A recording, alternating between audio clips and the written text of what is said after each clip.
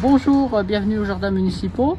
Donc nous allons vous donner quelques conseils parce que maintenant voici le printemps et bon, ça va partir sur les scènes glaces, comment faire des boutures et différentes choses avec ma collègue Sylvie. Elle est sortie de l'hiver, on la nettoie, on va la rendre toute jolie, on va couper les fleurs parce que pour le moment la fleur ne nous intéresse pas. On va lui donner de l'engrais pour qu'elle redevienne bien verte. Parce que là, il ne faut plus qu'il y ait rien qui reste. Ça, c'est un coup de froid qu'elles ont eu parce qu'elles étaient en hivernage et qu'on les a sorties au froid pour les habituer après. C'est de la vivace mais qui est gélive. Là, pour le moment, ce qui nous intéresse, c'est le feuillage parce que la fleur, elle pompe de l'énergie pour le moment à la plante. Et nous, on ne veut pas qu'elle pompe l'énergie. Voilà. On va lui laisser début mai le fait de fleurir, mais pas avant. T'as de quoi nettoyer, ça c'est pénible parce que t'as toujours... De toute façon, quand t'as fini, tu t'en vas encore. Ouais. Quand on va les enlever des massifs. On va y rediviser. Ah, on a fait ça. Tu vois, là, t'as 3 pieds. T'as un pied qui est comme ça. On va le nettoyer. Bien, ça s'appelle déshabiller, ça. Tu vois, on va couper ça qui nous embête.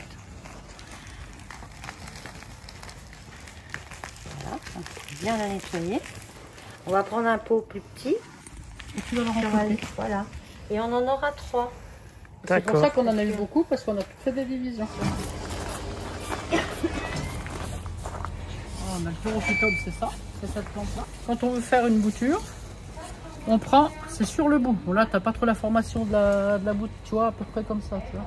Là, ce petit bout-là, tu vois. Voilà, ça. Quand tu as ce petit bout-là, voilà. Là, il va venir plus gros, hein, d'accord? Okay. Donc, c'est avec ça que tu fais la bouture. Alors, ta bouture, tu vas couper au bout. Là, normalement, en bas, tu vas avoir des racines. Pour l'instant, il n'y a rien. Donc, ce que tu vas faire, eh ben, tu vas mettre tes petites racines dans du terreau et on va mettre la bouture dans la terre. Et ça va permettre de revenir, elle va pousser, quoi. Et là, tu peux en faire plusieurs, hein. Tu vois, tu peux en faire au moins des fois sur la branche, tu peux en faire au moins 5-6. On va prendre juste avant les feuilles. On va prendre nos doigts. Et là, tu vas avoir la plante. Tu vois, là, ça a été pincé déjà. Et la plante, elle fait des départs. Là, là, ça va la grossir. Et ça va l'étoffer. Ça fera un plant qui va pas pousser comme ça en hauteur, mais qui va s'épaissir. Donc le salvia, c'est pareil. Tu peux faire ta bouture. C'est-à-dire qu'ici, tu as un départ, comme te montrait Sylvie tout à l'heure. Là. Ici, on fait pareil. On coupe. Voilà. Et ensuite, tu enlèves tes feuilles. Voilà. Là, tu peux aussi enlever s'il y en a trop. Voilà.